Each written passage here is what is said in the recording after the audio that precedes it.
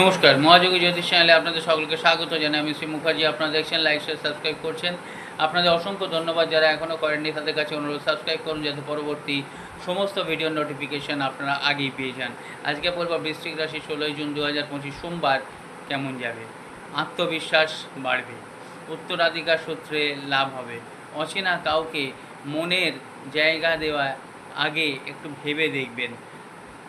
এবং আপনারা যারা বিজনেস করছেন, বিদ্যা, প্রেম, বিবাহর যোগ, আজ এই সমস্ত দিক দিয়ে বৃশ্চিক রাশি কিন্তু পজিটিভ। অনেকেই ভাবছেন কিছু তো হচ্ছে না, কিছু হচ্ছে আবার কিছু হচ্ছে না।